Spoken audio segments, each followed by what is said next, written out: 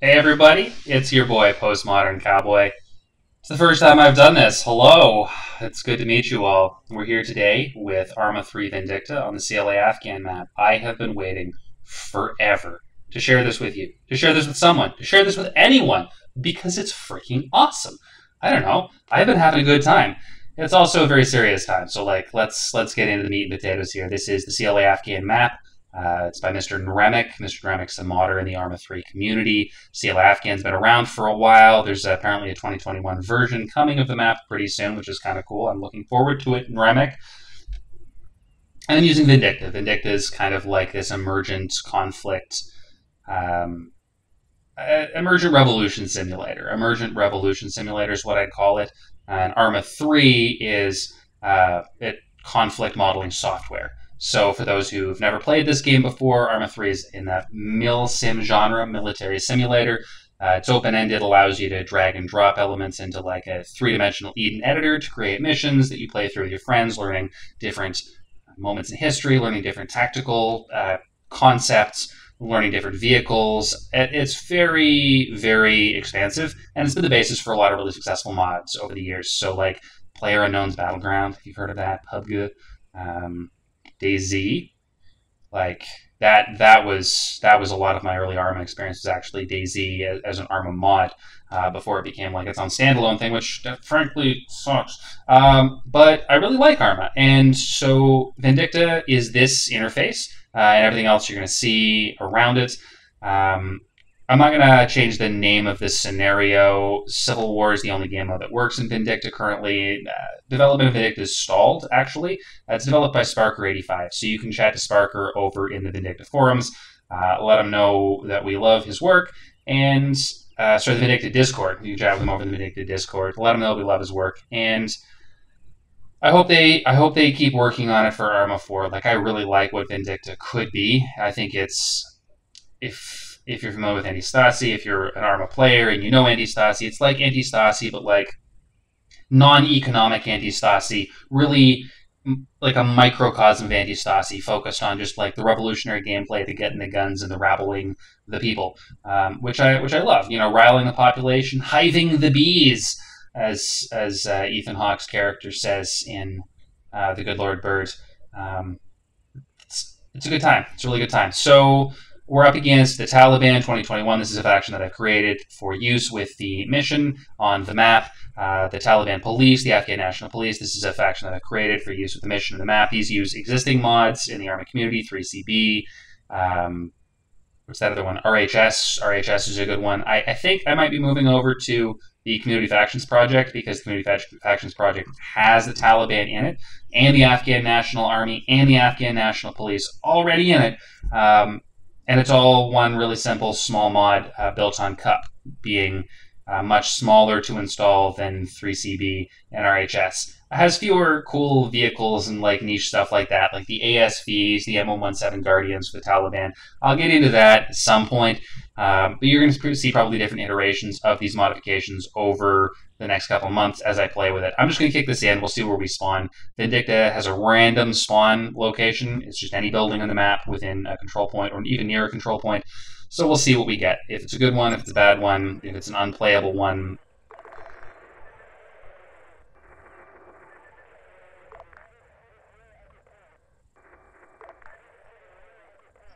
This is a good one.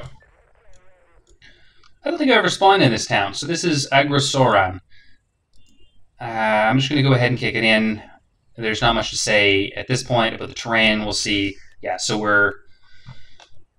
our spawn is just in a walled, I don't even know what these are. Like, I guess these are courtyard walls.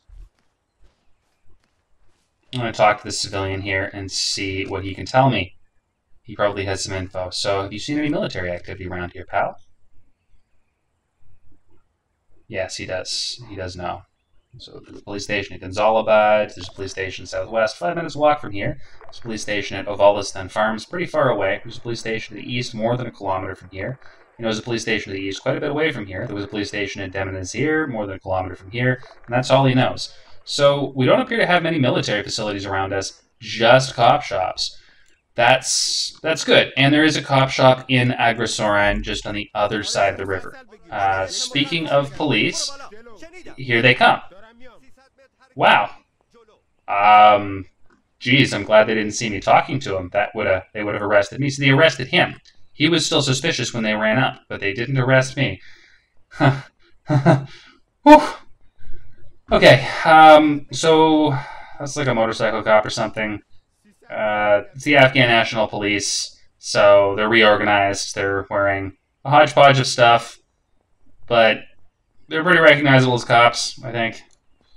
People of authority, as the Taliban might call them. I don't want to mess with them too badly. They will drop me. There's 2 guys with AKs, 3 guys with AKs. No, 2 guys with AKs and a guy with a grenade launcher, and 2 guys with Scorpions. There's a little submachine pistols. I don't want to fuck with that. Do I even have a gun? I have a gun. I've got a TT-33, which is a 7.62 caliber pistol. That'll drop anyone in one shot. I think what I'm going to do, though, is because they're patrolling away, I'm just gonna hang out casually, and then I'm going to de-arrest my comrade as soon as they walk away. And, that could get me shot, too. But, like, he was giving me information. This guy's a homie. I don't know. He's down with the resistance. And there is a resistance, folks. I just want to make that clear. Part of modeling this in Arma was to understand the daunting challenges ahead of people like Abdullah Saleh, leader of the resistance, and Ahmed Shah Massoud. Ahmed Massoud. Ahmed Massoud is the military leader of the Afghan resistance, the National Resistance Front. And, he had this great letter published in the Washington Post.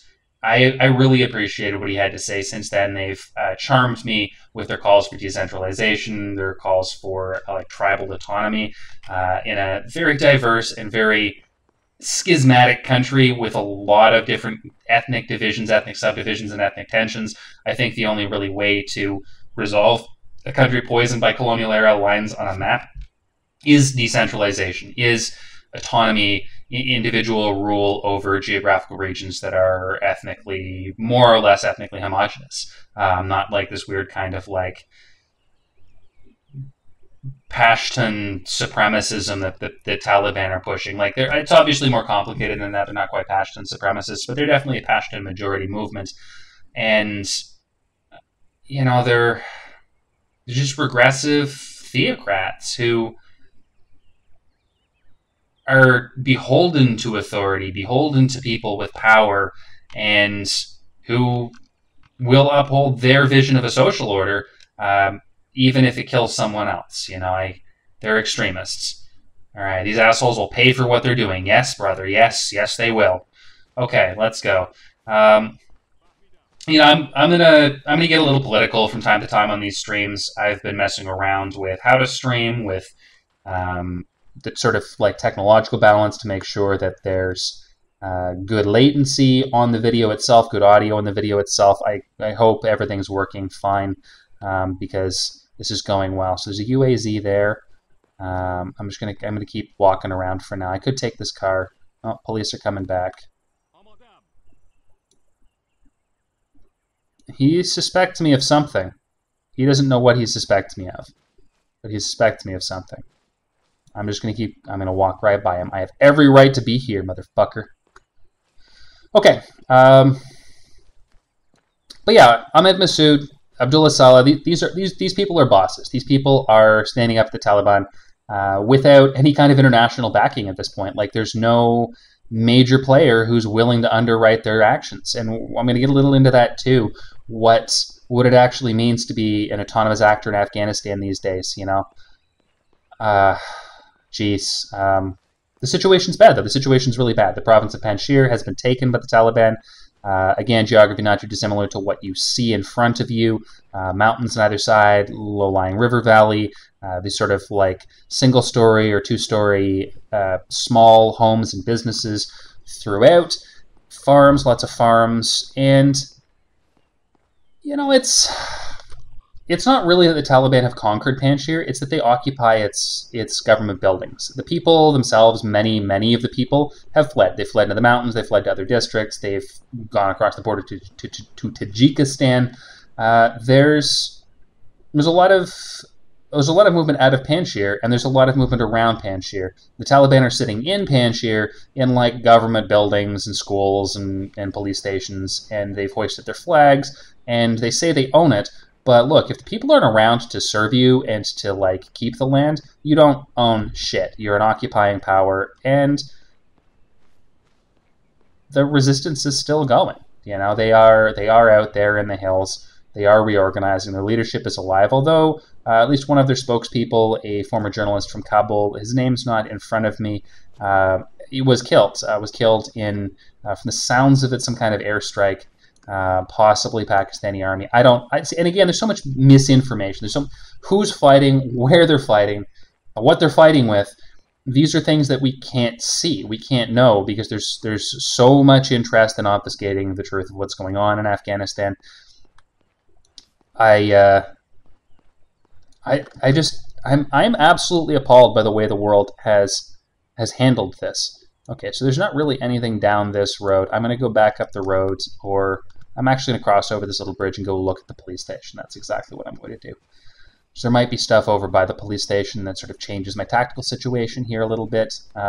And keep in mind, like, the basic gameplay loop of Vindicta is as follows. So you spawn. You're an unarmed or underarmed revolutionary. You know, I have a pistol. I'm not going to win a revolution with a pistol. So I've got to get some guns. How do you get some guns? Well, you raid police stations. How do you raid police stations? There's two primary ways to raid police stations. You either do it by force. You go in, you pop every police officer in the joint and around the joint, and you steal their guns, loot their bodies, steal their body armor, wear their body armor and their helmets, and then go on to fight the responding forces or retreat into the mountains. Or option two, you try to sneak in and just like snipe a crate of guns when you can, right? Something falls off a truck, or you get both crates of guns out of a police station, because in Vindicta there's two. You stand a pretty good chance of getting away if you manage to sneak in. If you try to shoot it out with the police, they can kill you. The Taliban will kill you. They will respond from military structures, and there are military buildings around. I don't know exactly where they are. I can't see them on the map. I can guess where they might be. I can guess pretty well where they might be, actually, looking at this map. I'm assuming there's one here in Ovalistan, probably just outside the radius of what I can see. I know there's one here at Camp Branca. There may very well be smaller camps here at the ends of these roads. Might be something over here at the end of this road. It's all like question mark, question mark. And these yellow lines indicate like higher level commanders' intent, movement of stuff. This is sort of the flow of reinforcements. I can only see that because this is in like a development mode. And the black dotted lines indicate like the actual driving routes of vehicles that are on the road right now. So if I went down and stood on this road, theoretically a truckload of Taliban would pass me eventually. You know, if I had like a mine or something, or an IED, which are definitely in the game, I could put it on the roads and get a lot of guns for very cheap. But I'm not going to do that either. I'm just going to go up to the police station and I'm going to take a look, because it looked like a lot of the police were on the other side of the river. You know, I don't want to neg on Arma, but its pathfinding is not that good.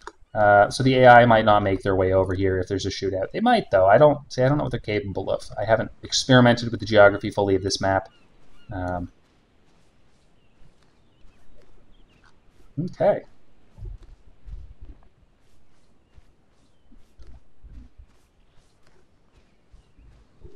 So, I'm just going to jog it out.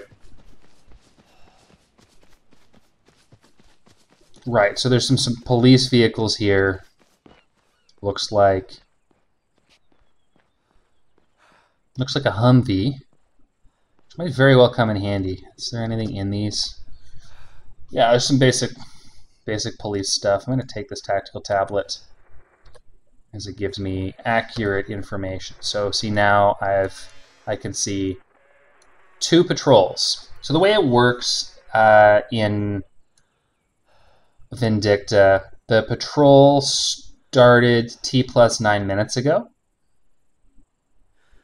which means it's active. So if it was planned, it would be T minus whatever, and T is when it starts, and so these patrols started 9 minutes ago.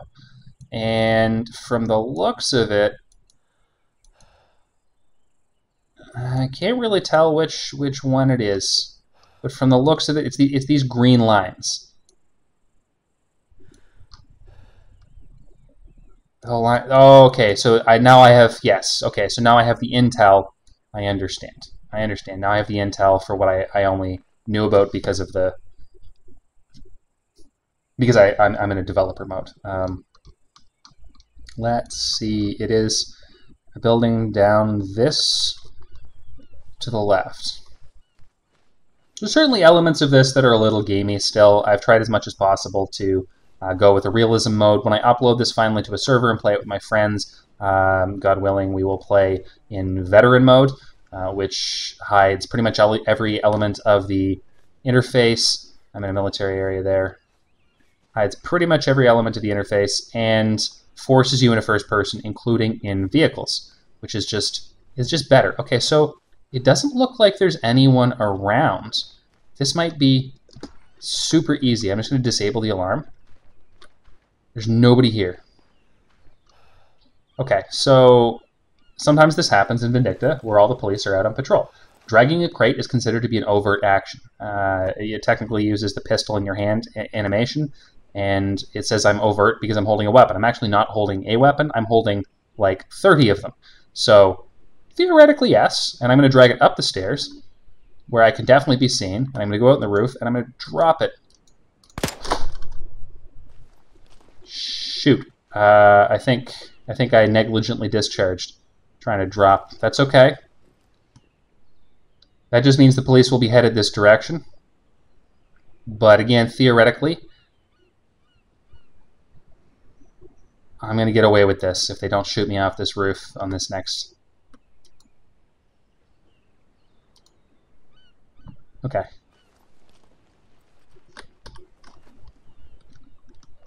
So I'm going to parkour down onto the roof, and then I'm going to drop down from here. Didn't break my ankles. Look at that. Look at that. Okay, so cops are just being silly on the other side of the river. Now, all I need to do is drag these crates over here out of the military area so that I don't get busted. Or, well, you know, I'm probably going to get busted. Because the only thing I have to drive on this side is, because there was that UAZ on the other side, but I'm not going back for it. So the only thing I have to drive on this side is those military trucks. And of all of them, I think I want to take the Humvee because it's bulletproof. It's also kind of boxed in, but I want to take the Humvee because it's bulletproof. Let's see. Oh, no, it's not boxed in. All right. No cops around. Can I even take it at this stage?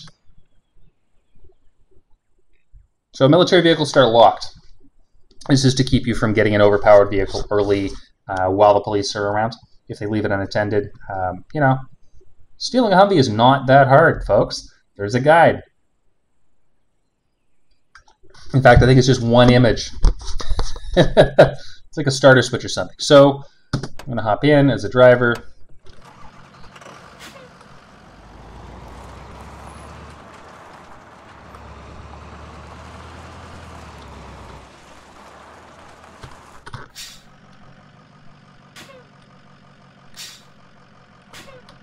Okay.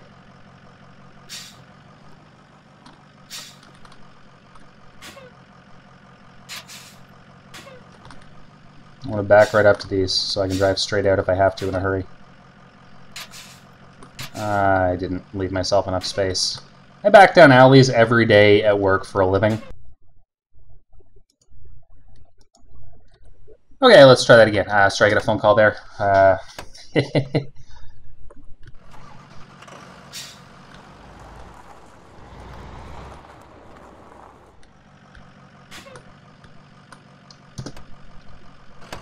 So now we load the crates, which is itself not a heat score action for whatever reason. Loading the crates is just like, oh, I'm a civilian loading crates into this police Humvee. Yeah, I totally am not the person who drove it here. But yeah, we're going to load both crates in. Actually, you know what? I'm going to show you what's in the crate first for a second. The crate contains small pile of guns, all sorts of like military tools and equipment, all sorts of first aid stuff, a selection of police uniform bits, a pile of ammunition, a pile of rockets, some construction resources, which is really what we're here for, and 2 backpacks and a 40mm belt holster. So we're going to load that into the vehicle as well.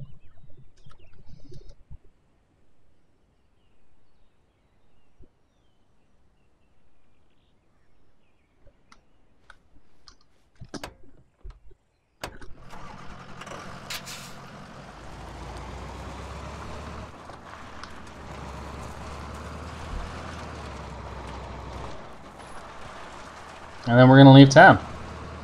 See how that works. Just make sure I know where I'm going before I'm going to go to a specific location that I've got in mind. It's south across that river, which I can probably just drive across. I don't think the Humvee's going to have too many problems. And then like up to Hill 855, so we're going to go down to Sulakaira. Hope we don't run into any Talibs down there. You know, they've got stuff that the police don't, like heavy anti-tank rocket launchers, and this thing's pretty bulletproof. It's not super bulletproof, but it's pretty bulletproof. But I'm quite worried about like RPGs. I don't think the AI can actually plant the mines I gave them, but I'm also not inclined to find out. So it looks like I can ford this river maybe at some point. Like, oh yeah, over here probably. Just cross this little bridge. Yeah, that's super narrow. Alright. And we're headed for the dirt road, which is at the foot of... the first person so I can see. At the foot of this mountain there's a dirt road.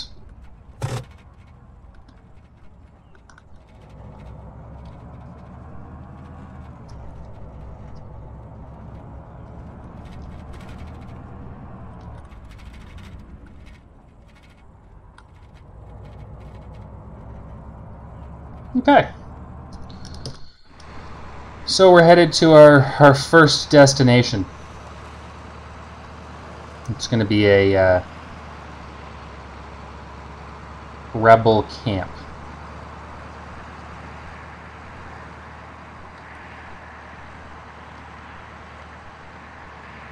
You know, again, I'm overt in a military vehicle, so if I get spotted, I'm getting shot. I'm not. It's not like, is that guy one of ours? Is he? You're like, that's not one of ours. Yeah, see, I'm overt now. I have been spotted. It's okay. I'm arriving at the location I'm headed to anyway. I wish I knew if they were on the road ahead of me or.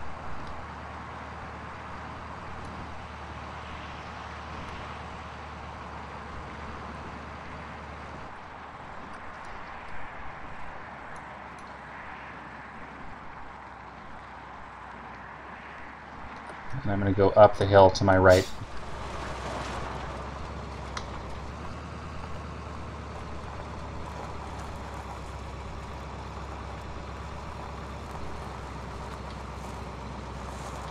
The thing doesn't climb super well. Go figure. I'm going to have to use it to come down from the hill too, and I'm probably going to ditch it on the ground because this is part of getting a better, safer spawn. You know what? Actually, I'm not going to. How about that? How about that? I'm going to go to another location entirely because as much as I like the location up the top of the hill, I don't feel like driving up and down. And now that I think about it, there are better spots. Just along this road, there's a little compound. I'm sure I can make that. It's just at the top of that hill over there. Without getting killed. So we'll see. I'm going to follow the road, though.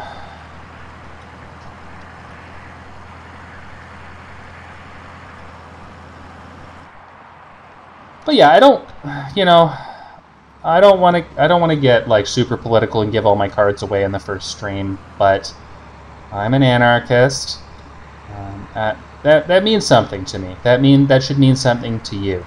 It means I don't love the United States of America. It also means I don't love Russia or China or India or Pakistan or Israel or Iran or you know, Afghanistan as a colonial concept. You know, that the Durand line was a pile of horseshit. Arbitrary lines on the map are bad for people and groups of people. Who knew? Well, we all did, but anyway. And as, you know, as averse as I am to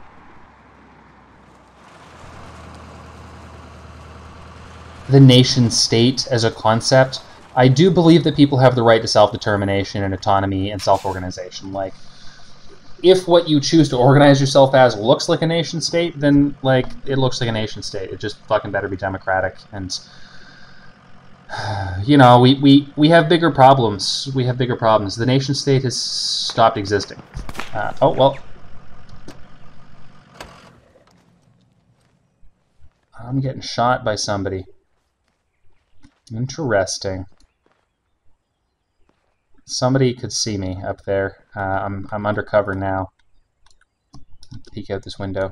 The nation state has stopped existing effectively, and in its place has come the plutocracy. You know, states now are just vehicles for the agendas of the plutocrats. You've got billionaires, Bazoid, Musky boy, Branson dudes, and, you know, all the plutocrats you don't know about, you know, the names that you never hear.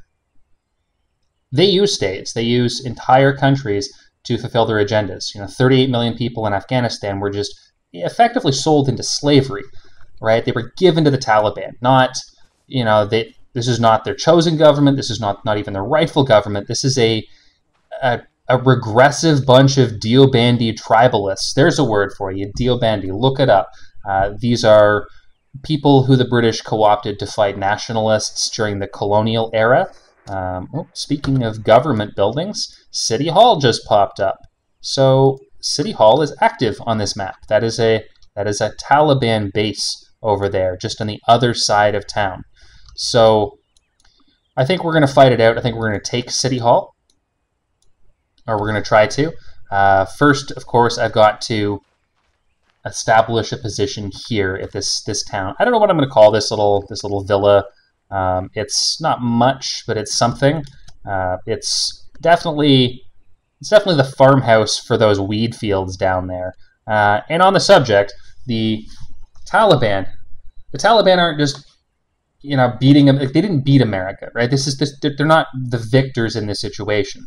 America withdrew. America wasn't defeated. There's a really strong difference in the situation that we just saw unfold on the TV and the situation that unfolded in Vietnam. There's a lot of pundits and a lot of people in that, like, Russian alt media sphere and the Chinese alt media sphere making these, like, direct comparisons between Vietnam and Afghanistan, and they're very, very different. The outcomes might be similar, but they're very, very different, despite the photographic the iconic photo of the, like, Saigon embassy, the Kabul embassy, the Chinook taking off from the roof. Like, it played out very differently. And the Taliban taking over the country did so with the full support of the American government. You know, Biden was asked the other day by a journalist, will you be recognizing the Taliban's new government? And he said, you know, effectively, like, later, like, I forget his exact words. That's a long way out. That's what he said. That's a long way out. You know, that's not no. That's not fuck no. That's not these Deobandi backward yokel gun-toting sociopaths and misogynists. And, like, no, he said, that's a long way out, which means that if the Taliban keeps doing what it's doing, keeps being useful to the West, they will get what they want, which is recognition internationally and the internationally recognized right to govern the lives of 38 million fucking people, including women. And that is atrocious. Look, if the plutocrats are willing to sell 38 million people that they spent blood and treasure, American blood and treasure, on, they will sell you out too in a heartbeat. I'm just gonna keep playing. I'm gonna keep ranting while I play. Just try to keep up. I'm gonna punctuate this with some root and toot and point and shooting, because otherwise I'll just get too depressed. I've had a couple really morose nights. Backstory on this is I'm a journalist by profession. I was an activist before this, I guess a left-wing activist. I did a lot of climate change stuff. And I punched Nazis for 4 years solid, all over Canada. I've really, developed a reputation for that kind of stuff, hunting these people online. But really, before that, I was trying to get into journalism. So I got fired from a fairly prominent journalistic organization here in Canada, the Canadian Journalists for Free Expression. You can read about that. It's called "I Was Fired for Criticizing Israel. Now I Dig Holes for a Living." That's my latest in passage. I divide, but I'm not really that person. I've always been focused on the Mideast as a region, more so Afghanistan, less so the Palestine, Syria nexus, the Israel stuff. Never really interested me as much as the Afghanistan stuff. And I did a lot of research in university on Afghanistan. I was in a global studies program. We had to keep a blog, so I kept a blog on Afghanistan as a country. And this would have been 2010 and 2011, right? 2009, 2010, 2011. So some of the most interesting years in Afghan history, certainly some of the most kinetic years, a lot of the fightingest years for NATO. But I focused on that, and I've managed to acquire some cultural sensibility. I understand a little bit of what's going on the ground, a little bit of the circumstances facing the Afghan people. I don't understand all of it. I wouldn't claim to. I don't speak Dari. I am not a Muslim. I think that there are a lot of people out there who have far better perspectives than I do. But this is my point. I'm going to get back to playing in one second. This is my point. There are people who have far better perspectives than me out there, but you're not hearing from those people. Where are those people? You're not being allowed to hear from those people because the corporate media, they're curating the Taliban's rise to power just as much as the fucking politicians and plutocrats are. It is absurd. Okay, end rant. I'm going to drop this spawn point. So we're gonna put a camp here. I'm gonna call it Camp Massoud in honor of Ahmed Shah Massoud. Today is September 9th. I'm filming this. That would be the 20th anniversary of Ahmed Shah Massoud's assassination, and I will talk a little bit about his assassination later. But I really have to get playing, or you're probably going to stop watching, because as interesting as I am, you're here to watch the vids. Okay, Camp Massoud has been claimed, and that creates this little sack of stuff on the floor. So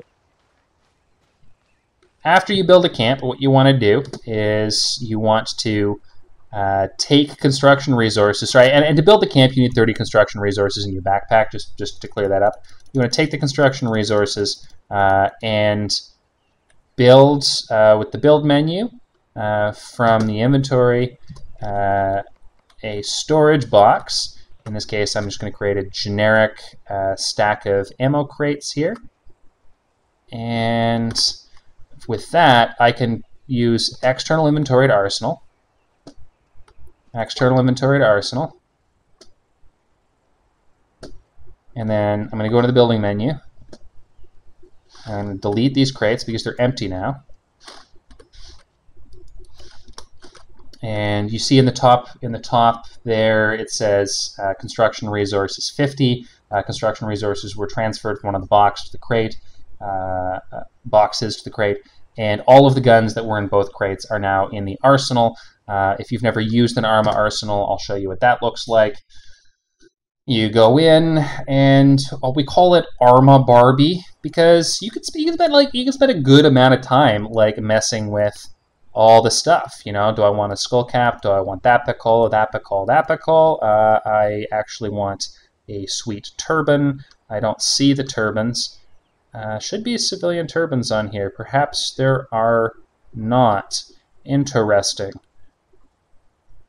Civilian turbans. There they are. So yeah, I like that one. The purple one is kind of cool, and I'm going to change my clothes to TKC 4/C. Yeah, with the rock and the keffiyeh and the purple. That's my jam. And then as far as face wear goes, I don't know. I probably am going to rock like a beard. Like that. That's kind of cool. That's kind of cool. I got like a, you know, a certain Afghan vibe going on there. Although, now to be fair, I think it's not necessarily as customary for the members of the National Resistance Front to shave their facial, to grow their facial hair as much as it is for the Taliban. And maybe in this case, I'm going to rock some just like tiny square glasses or a mask because there's a pandemic going on and I might be killing Taliban, but I got to remain socially distanced while doing it. I don't know. Spectacles. Let's go with the good old-fashioned spectacles. So as far as the backpack goes, there are mod backpacks included in the... not mod backpacks. DLC backpacks included in the kit. I think I have the DLC. I'm not actually sure if I do. I think I clicked on that on Steam. There's also messenger bags. There's a telescopic ladder, so you can build a ladder up to any structure in the game. There's also a UAV bag, but that doesn't work currently. I haven't quite figured out how to set up the faction or side for the UAV operator. And nice little everyday backpack. I don't know, backpacks probably make you suspicious, so I'm just going to keep the messenger bag because I know that doesn't. And I'm gonna keep my gun. And other than that, I don't want to take a rifle at this point in time. What do I have? I might as well take a radio, not that that's of any use. Might as well take a compass, that is of great use. And I have a map, and binoculars are very important for a would-be National Resistance Front scout. And I'm going to actually save this as an NRF scout, so that I can always reload that kit when I die. And I'm going to put my fucking gun away because that's going to get me shot. That's going to get me shot. And I put the gun in the bag, not even just on my person. Okay.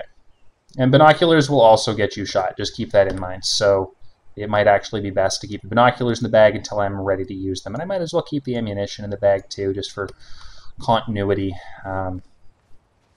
All right. So I am in a military area, which can also get me shot, but nobody can see me here. And because I'm dressed as a civilian in a military area, nobody will suspect me. What I'm going to do is I'm going to take a walk into town down through the weed fields, and I'm going to find a vehicle that's a civilian vehicle so I can drive it around and not get shot. And then I'm going to go look at the city hall. I'm going to go look at the police stations. I'm going to figure out exactly what the plan of action is here. And I'm going to hope that the enemy doesn't come to my camp. You know, if they come to my camp, I can keep 19 infantry at that camp, which is, you know, objectively not many. It's a fairly small number of infantry. Of course, I can spawn 19 infantry there, and I can move them off. Then I can spawn another 19. And the available recruits, so I've only got 4 available recruits. Recruits come from towns. Towns have influence. Influence is dictated by the number of cops you've shot, how recently you've shot them, how much ammunition you've stolen, what the military is doing, whether the military is in town, whether your military is in town. There's a lot of stuff that goes into it. And you can fully capture towns. They become spawn locations for you and your troops. You can move ammunition crates and arsenals to them, spawn troops directly there. And towns are always like hubs of recruiting because the recruiting cap and the population are dictated by the number of buildings in the town radius. So that's a crash course on how Vindicta arrives at some of the numbers that you see on the screen, some of the numbers that affect gameplay. And I'm just going to truck on foot here for a hot minute past these fields of weed. And I don't smoke cannabis anymore. I spent most of the pandemic blazing myself blue in the face, and I quit. I just had to quit. I quit cannabis. I quit smoking cigarettes. I got real healthy. I've lost a bunch of weight. I'm actually, you can't see me really, but I'm actually fucking jacked. I yeet heavy things to the back of a pickup truck all day and then drive like a maniac through busy Toronto streets blasting country music. Not like my wife left me, I hate my dog country music, but I shot 2 cops today, now I'm on the run from the law kind of country music, because as you do, Okay, so is there a police? Yeah, there's a police station down here just to my north.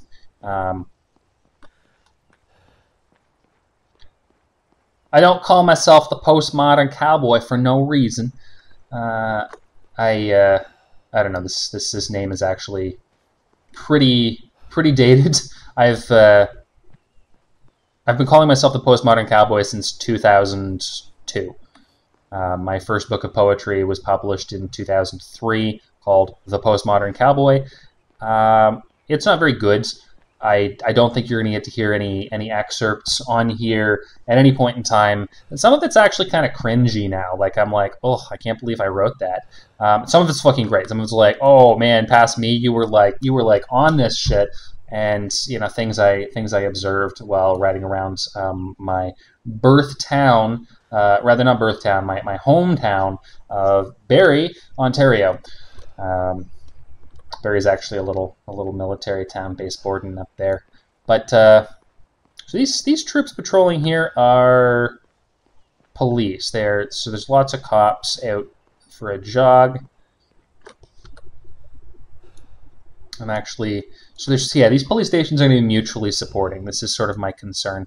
If I start a little dust up here, I might be able to just poach the crates again from this one if it's in the building I think it's in. But if I start a little dust up here, it's going to get hairy fast. As 2 police stations worth of troops reinforce each other, I can kill 12 cops probably, but I'm gonna need some backup when the Taliban arrive, and like I just don't have it. This is me solo. It's a lot more. It's always more fun to play with other people. Yeah, there's a cop here just guarding the police station. I could go into the police station, but it appears that there's another police officer in the police station. Yeah, he's just coming outside now.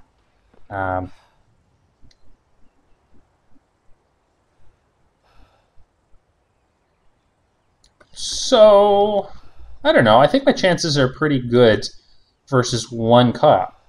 And the other one just ran away. And the other ones, they all seem to be patrolling north or east. And they will come back around, and maybe the cops from down south will come over here.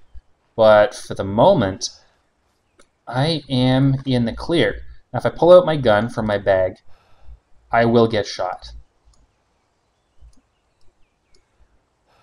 So there's kind of a... Oh, he's taken off. See? I didn't even have to shoot him. Something interested him. I don't know what interested him. He must have some kind of patrol order.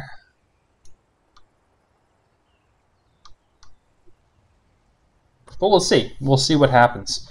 Now, just as a precursor here, my goal in this town is to secure enough weapons, to arm enough troops, to take the city hall, which will allow me to claim most of the town if I take the Taliban government building. And if I flip the city hall, which is going to take a significant, probably like 30 or 40 troops to do. Let's see. I don't have any stats on the city hall. It just says max infantry is 8. But there could be potentially quite a lot of infantry in. All right. No time like the present here.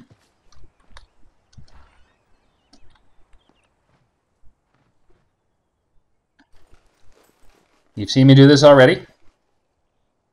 If I get away with a second police station's worth of crates, this is going to be like one of the better runs I've had through Vindicta, just because usually at this stage, it's all like getting killed, shooting it out with cops pointlessly, wasting equipment. Also, like, killing police can mean you get equipment, right? Like, the crate has less equipment than all the cops in town do by far. So if you want guns, take your time and kill all the cops. But also, like, then you have to deal with the Taliban responding. Like, they really will come down on you with an iron fist, just as you know you might expect from the Taliban. Okay, some sheep on the road there. That freaked me out. There's some civilians out there. So now I've got to get a car. I don't want to take one of the police cars just because I think I'll get shot. There was just a pickup truck over there. That might do. That might do nicely. There's also a Praga on the road. Oh, yeah, so I'm going to take that Hilux, the green pickup truck with the white cab on it. Out of my way, sheep. The sheep are not part of Vindicta. I added the sheep to the route because that's one of the major things I heard people reminisce about Afghanistan who had served there as members of the military was sheep on roads. I won't tell the rest of that story because it's again kind of disheartening and really makes you think twice about like the Anglo-American imperialist activity. And that is really what's going on. You know, the Anglo-American Empire is running the show. And it's not just the Anglo-American Empire running the show. It's like the Anglo-American Empire with the help of the Eurasianists, with the help of like the Russians and the Chinese, and everybody's all in on Afghanistan. They're really bullish on Afghanistan because like there's minerals and there's drugs and there's land you can build pipelines over.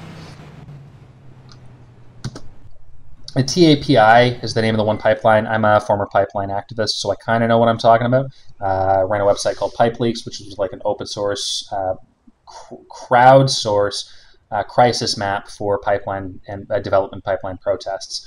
So pipeleaks.org no longer exists. You can probably find it in like the web archive. It was an anarchist project. I wasn't doing it for any NGOs. It was kind of in cooperation with people from 350.org here in Canada.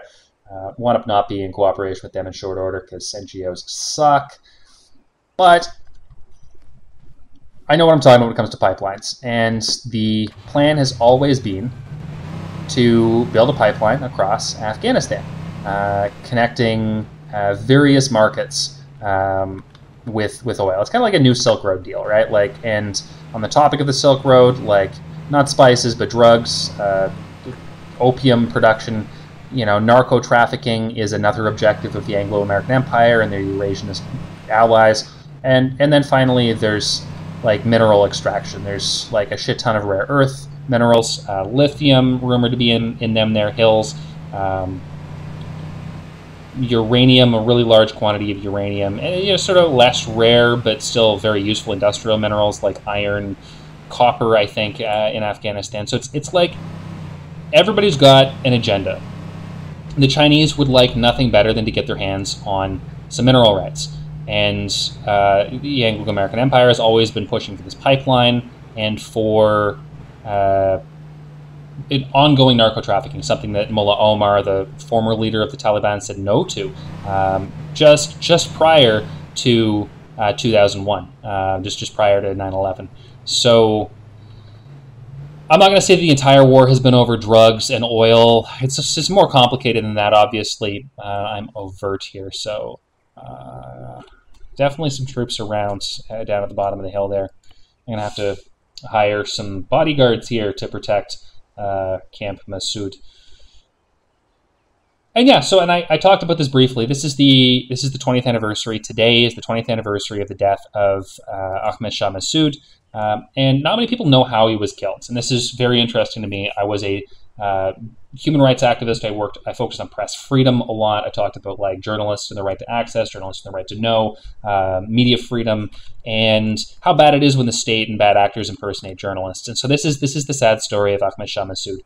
The day before 9/11 happened, Ahmed Shah Massoud was in his camp in Afghanistan.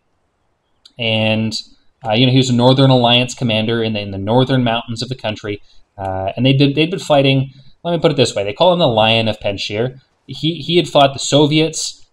He had fought the Taliban. He had fought these weird Salafist just ghouls who came afterwards, who were partially responsible for like the public acceptance of the Taliban in Afghanistan at the time, and people liked him. People respected him. He had really interesting and deep cultural and historic ties to the region and to the people. But he wasn't super pro-American either. And so there's this misconception that the Northern Alliance were like the American puppets.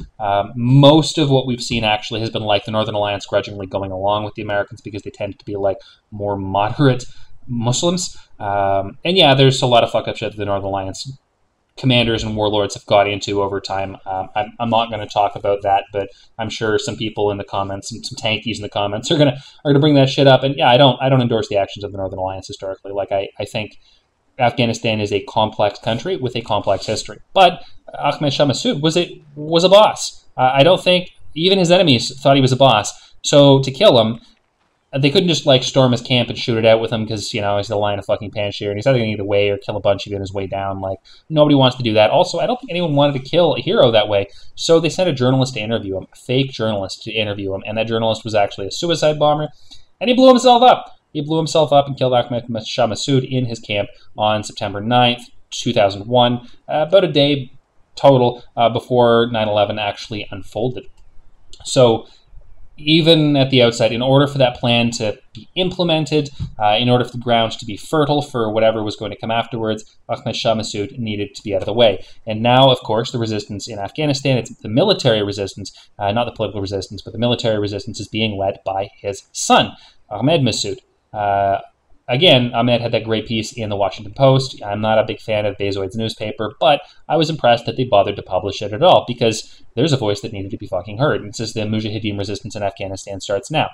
And, you know, yeah, they tried to fight a more conventional campaign against the Taliban using the lowlands in the towns to fight them, and that wound up being untenable. The Taliban just will, like, roll into your town with a line of American Humvees, and they'll overrun you. So you got to do, you know, kind of what I'm doing here, but not even really. Like, you got to go to the hills. Not the hills immediately overlooking town because you can still be shot. You got to go, like, far up off into the mountains where no one can see you, no one can hear you, and no one thinks you're there. And you got to hide there for months or years. You got to live in caves or temporary shelters. You know, you got to court your international friends how you can get them. And it's a tough life. It's a tough life being a mujahideen. The mountain fighters of Afghanistan are no laughing matter. And yeah, like, people are going to mock. This film is dedicated to the brave mujahideen fighters of Afghanistan. I think that's like Rambo. But the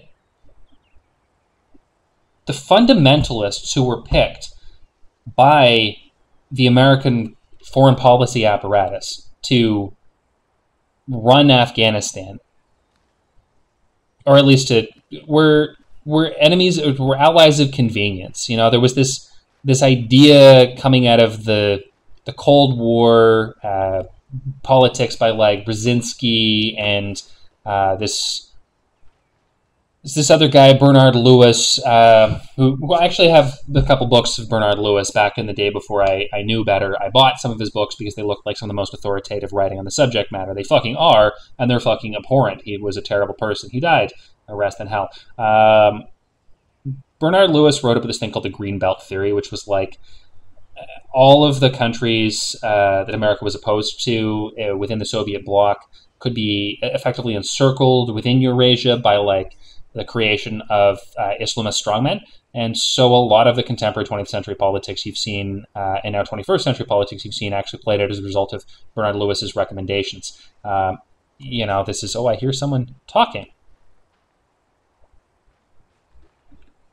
Do I hear someone talking? I think I heard someone talking. I guess there's probably troops patrolling down in that green square now. It's like a grid search for them. They've expanded a grid search. I think I understand now how the AI functions. Let's see, can I see them out there? I don't even know how they got over there. Well, if I spawn troops in, they'll detect them real fast, and then it'll be a shootout. But maybe I don't want to do that right away. I have a lot of guns. Let's see. Only recruit 4 troops. I need to kill some police officers. That's what I need to do. In order to get my street cred up, I need to kill some police officers.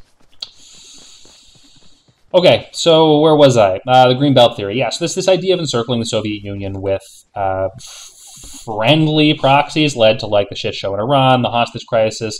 The Soviet war in Afghanistan was a nice benefit that very much in its own respect mirrored the American experience in Vietnam. The American war in Afghanistan is a little bit different, though, because that was all about teaching the Taliban a lesson, not actually about beating them militarily. At no point were the Americans trying to just, like, destroy the Taliban.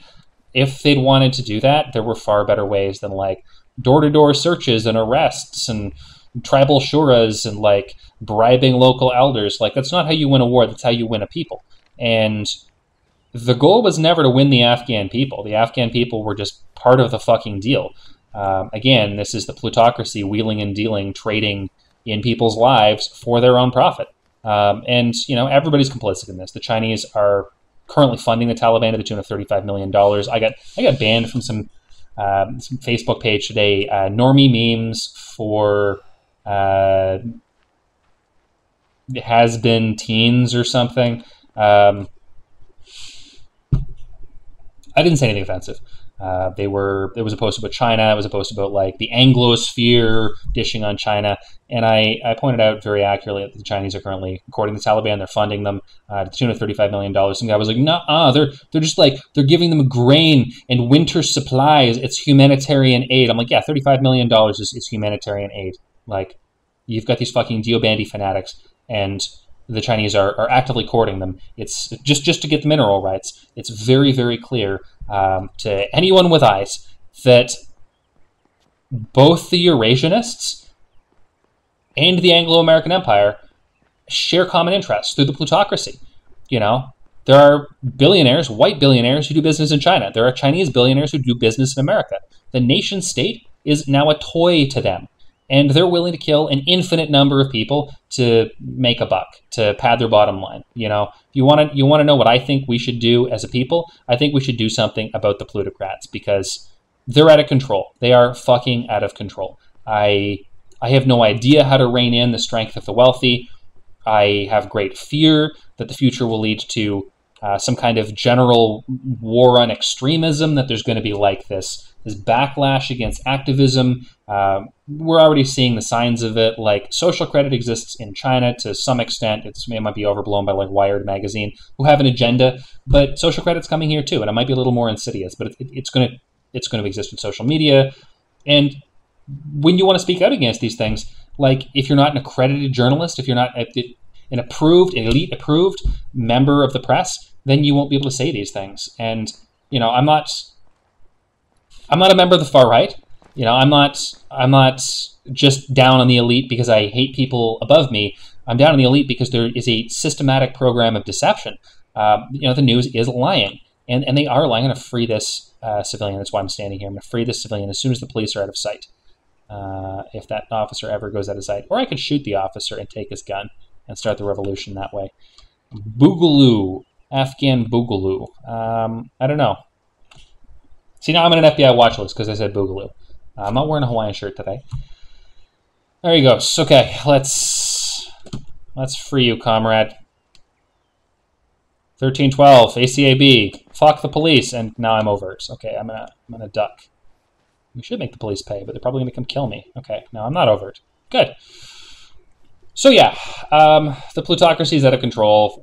Corporatism is running the press. As a journalist who got fired for telling the truth and decided not to fall into that kind of like Russian alt media sphere, I could tell you that those are the powers. Those are the choices. We've got the Eurasianists and their lies. We've got the West and their lies. And what does that leave for the rest of us who love just like honesty, truth, and justice? I don't know. It for Ahmed Massoud looks like picking up a gun and standing up for your people, demanding decentralization, and very possibly, very likely dying in the process. And, you know, I guess this is my takeaway. This is the end of my rant today before I get into the Rudy Tooty point and shooty bit. 20 years ago today, Ahmed Shah Massoud died after a fake journalist blew himself up. Well, today, 20 years later, his son stands as good a chance of dying because of fake journalists. They're just not wearing suicide bomb vests. You know, they write for the New York Times. They write for the Canadian Broadcasting Corporation. They write for fucking RT. They write for Press TV. They're professional liars. And they will get him killed. They will get good people killed by simply lying to the public about what's going on, by hiding the facts, by spiking the story, by putting things into what we call the memory hole.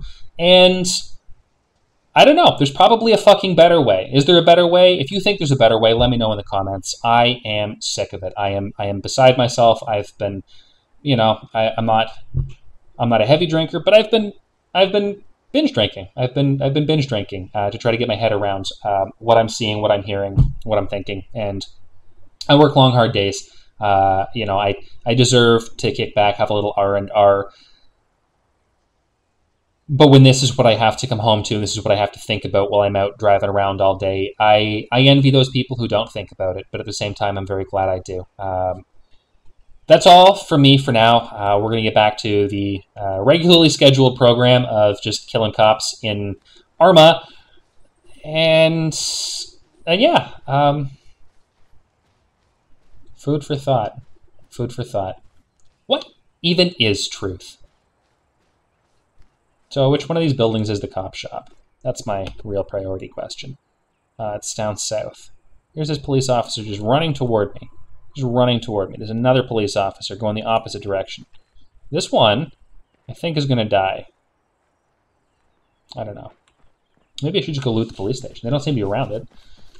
Kind of walk-ranted my way into the heart of town, but it's kind of a pretty game. Like I like Arma. I like this map.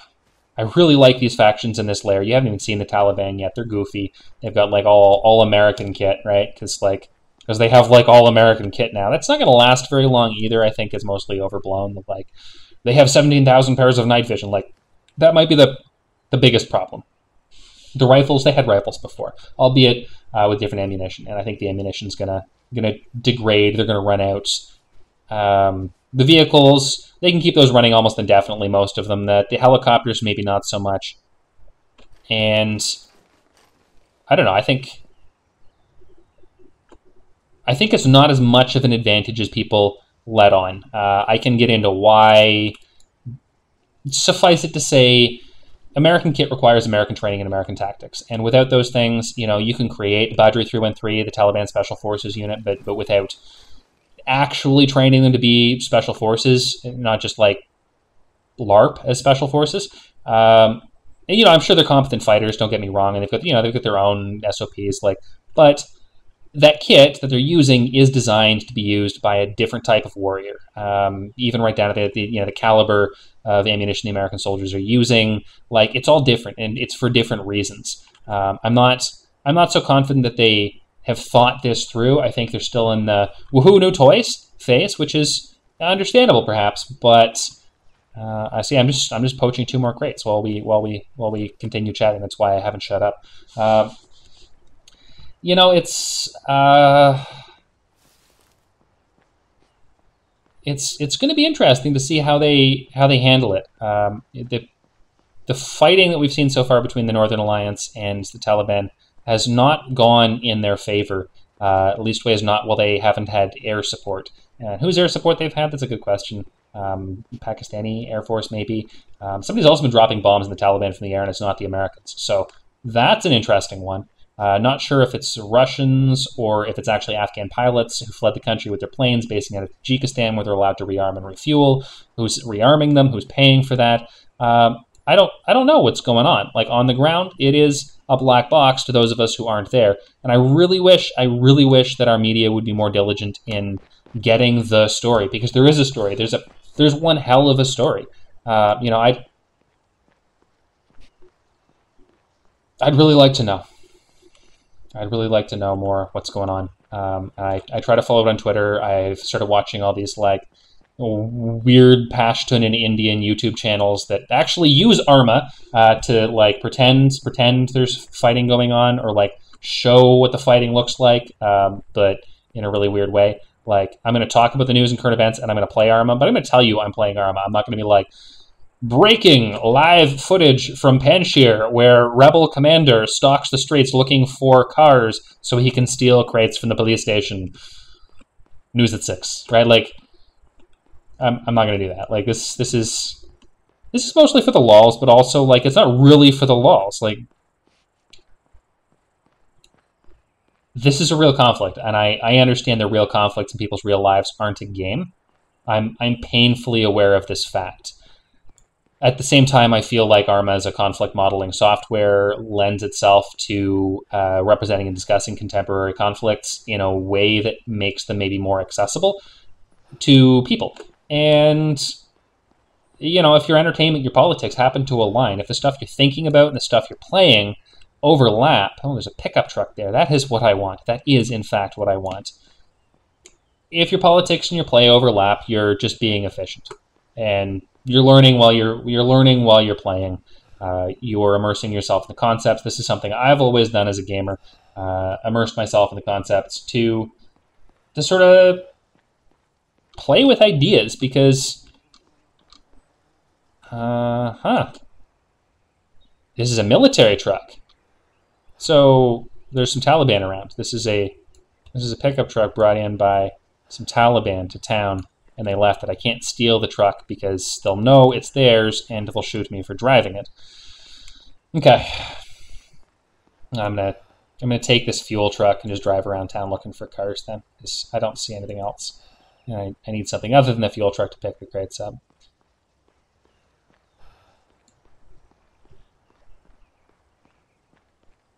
You know, I'm 34 years old, turning 35 in less than a month. Exactly a month. And I remember different worlds. I coped on 9/11 with video games, believe it or not. I was in grade 9, not grade 9, I would have been in grade 10. I was in grade 10 music class, 14 turning 15. I'm in music class, and the principal comes on the PA and tells us that there's been an attack, the World Trade Center's been hit. We go to the, you know, sort of an assembly or like in the main hall, and it's on the TV, and our teachers talk to us about it, and then everybody gets sent home. So I go home from school, and I just sit down on the couch, and I watch the news, like all day, for an entire day. I watched the news, and then I got up. I couldn't take it anymore. I got up and I played a video game. I was playing Escape Velocity by Ambrosia SW, an old sort of space top-down. I still love space games. Hope to show you lots of space games too. Starbase, Empyrean, stuff like that. Even some Space Engineers maybe. But you know, I sit down and I start playing the space game, and I play for maybe an hour. And my mother comes home, and her first question is, "Why aren't you doing your homework?" I was like, "Mom, have you seen what's going on the TV? Like, I can't right now. Like, no one should. This is..." And she's like, "Well, you have time to play video games." I'm like, "Yes, because this makes me feel good. Screw you, Mom." Like, this was, you know, 14-year-old me mouthing off to my mother. But she sat down and she cried. I'm still very much in contact with my mother. I felt something in that moment, and yeah, I know she did too. I think she understood why homework was not the most important thing in 14-year-old me's world, but maybe checking out of reality and playing a video game was. Now here it's 2021, it's 20 years later, and I'm still playing video games, albeit better ones, at least better graphics, and more realistic ones. And I'm playing them politically. You know, this is like 20 years of development has led to this moment. I was actually making a video game about the Taliban. It was called Final Jihad. It was going to be great. It was like an RPG Maker shit. It was real comedy, meme-worthy stuff. Somebody told me not to make it because it was culturally insensitive, but it wasn't. It fucking wasn't. And in hindsight, you know, trying to negotiate the complexities of this conflict through 8-bit graphics and like a really complex discussion of religion and culture and history was an appropriate thing to do. I stand by that. And, you know, maybe at some point in the future, Final Jihad will have its day in the sun. We'll see. We'll see if I get around to ever doing that with my life. You know, I'd like to make an RPG about anti-fascists too. Some kind of like Stardew Antifa edition would be just fucking fantastic. But you know, I'm not a coder. I'm not a programmer. I'm not highly gifted when it comes to computers. I see myself as an artist, as somebody who creates controversial art, three-dimensional art, interactive three-dimensional art, using extant systems, using open source or easy to access editors, free or cheap. And I just want to share ideas with people. I think that's where I'm coming from. Okay, this must be the cop shop, right? No, it's the next block. I just want to share ideas with people. And right now I just want to get these crates and get back to my base so I can recruit my people. because that's what we need to do, is recruit some people. That must be the police station. Surely that's it. Yes, there's my crates that I pulled out. I don't know if this thing can take 2 crates inside. We're about to find out. I mean, the crates look like you can fit 2 of them, but you never know. Trunk space in these little guys. All right, load into the hatchback. And it is a hatchback. Just check my phone here. Got some texts coming in.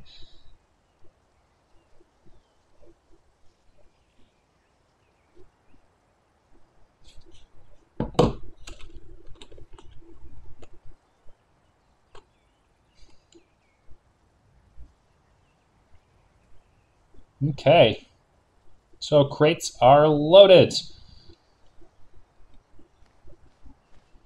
And I'm going to hop in as a driver. I did take 2 crates. Okay, so I guess every vehicle in Vindicta can carry 2 crates. It doesn't. I wonder if the motorcycle can. I hope it can't. And now I'm going to leave town. Go back to my little hilltop compounds, which is really like very visible from all over town. And this is something I discovered with this position, is like it's a fun position to make a video from and like have a shootout from. It's, oh yeah, see, they're raiding it. That's Taliban right there. It's a fun position to have a shootout from. It's not a fun position to actually have to defend against like a concerted occupying force in the town. If there's a bunch of soldiers in these houses, they've got a lot better cover shooting up the hill than the soldiers on the hill do. The soldiers on the hill are very exposed. You can hit from every angle. They can only shoot out at specific people they can see. Its only real advantage is like if you've got vehicles with heavy machine guns on them or something and you park them up there, like, yeah, they're going to wreck. Anyone with an optic up there is going to do some damage. But and you can build a camp. I should have told you this too. I was too busy ranting when I put the camp marker down. But you can, ooh, that could get me in serious trouble. Yeah, that's going to get me in serious trouble. It's serious trouble right there on the road.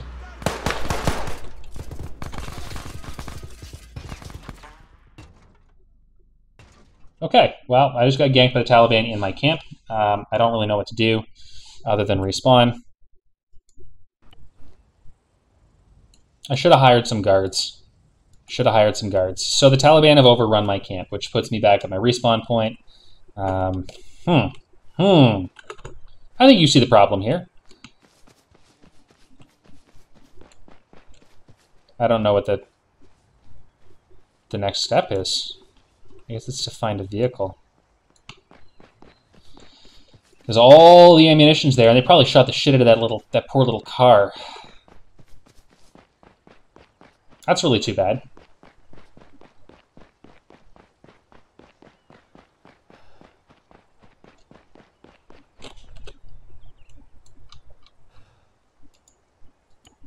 See, I can recruit 7 guys there, but can I actually recruit them?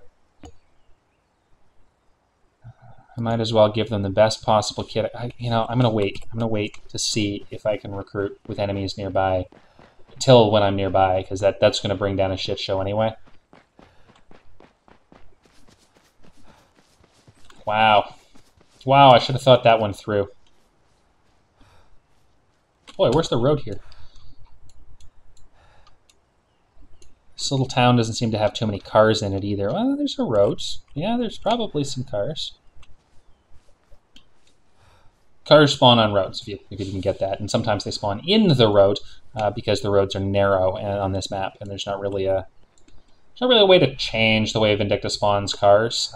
I guess, Sparker, if you see this, please change the way Vindicta spawns cars so that they spawn not in the middle of roads ever, but on either side, and they only consider safe positions that are off roads, not actually on them.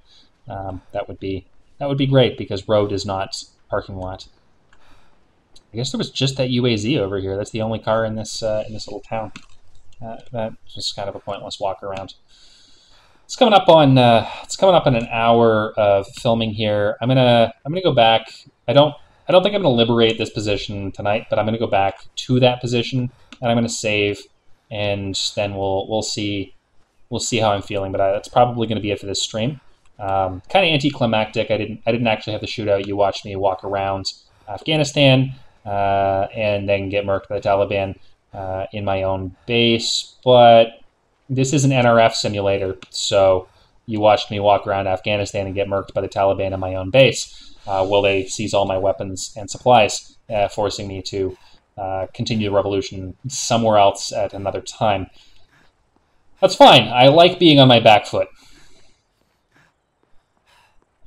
It just raises the stakes.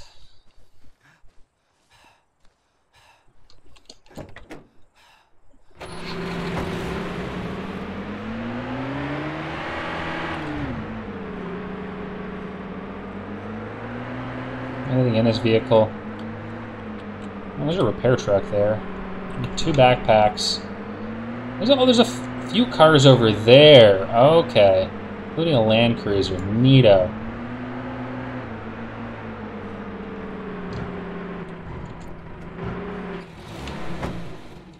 Let's check the inventory on this repair truck.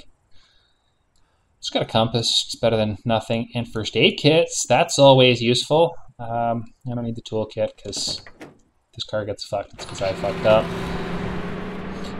Garrison of Camp Massoud was captured by the enemy. So yeah, the enemy just captured my fucking camp. Okay, it's more than a little bit annoying. It's okay. We can bounce back from this, I think.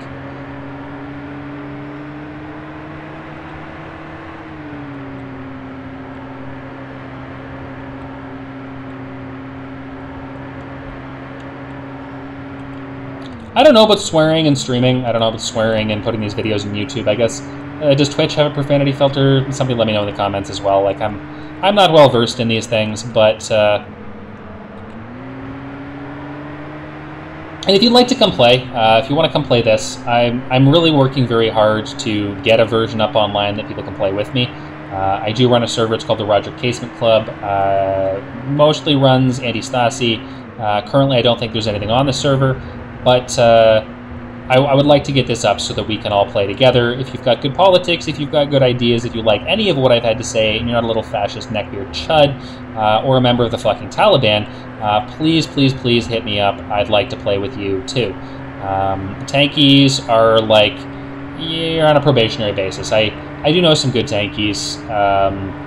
I won't tolerate anyone who wants to simp for the Russian Federation or China, given both of them have unique interface into this conflict as well. Like, I just don't have time for cultural or political ideologues, people who have affinity to lines on a map. Just aren't for me.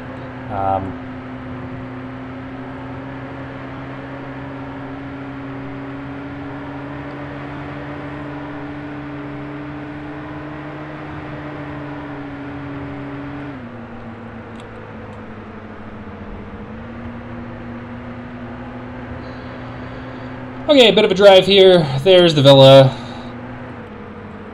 All the Taliban troops are theoretically up in it. Yeah, so now running a patrol out of it in a grid. I don't know how close to it I can get without getting shot, but we're gonna find out. And once I get just to within the radius, I'm gonna drop a save, and then I'm gonna try. That's gonna be the end of this. The end of this video is gonna be. Lone Afghan trying to reclaim his shit, and if I manage to reclaim my shit, then I guess it's going to be good content. And if I get dropped by a Talib, then I guess it'll be a simulator. So there's the pickup truck they brought up. That's good for me. I'm glad that that truck is there. The reason I'm glad that that truck is there is because it contains. Oh, okay. So they got a patrol there. That's not good for me. Okay, I see a rocket launcher, an anti-aircraft launcher, 2 riflemen, 3 riflemen, maybe an RPK or a machine gunner. They seem to be headed somewhere. If they walk over the crest of that hill, I'm going to go into... Yeah, they are. So I'm going to go, as soon as that last guy disappears on me, I'm going to go into their truck, and I'm going to take out body armor and a helmet, which will be in the truck for sure. And then I'm going to sprint my ass up the hill and try to stack on the wall. This is suicide. I'm attacking this position with a pistol, people. I'm attacking this position with a pistol. But sometimes you have to stand up for your country. And I want a bunch of first aid. Okay, and I got body armor. All right, move, move, move, move, move. I don't even have a pistol, do I? I do. 1, 2, 2. I mean, it's a 7.62 pistol. If I can get a good shot on the first person, I'm probably gonna get murked in the trees here.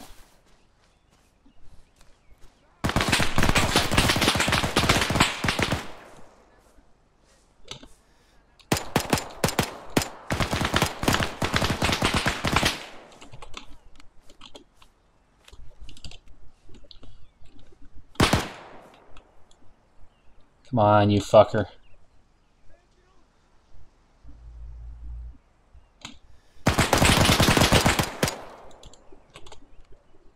Okay, there's one. He shot me good. I'm going to put a tourniquet on.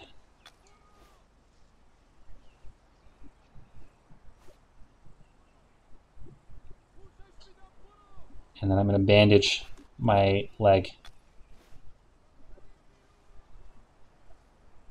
They're going to come for me. I need to get that gun.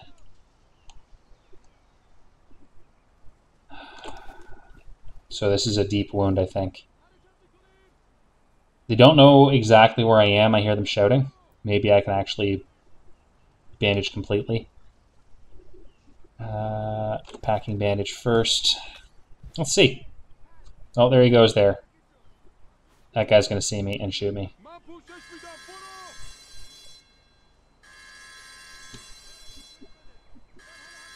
I'm bleeding from my torso.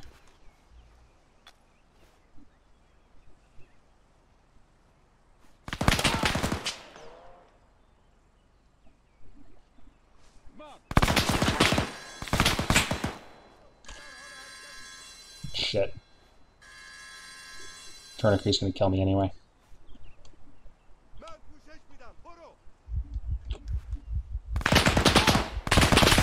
If I get hit again, I'm dead.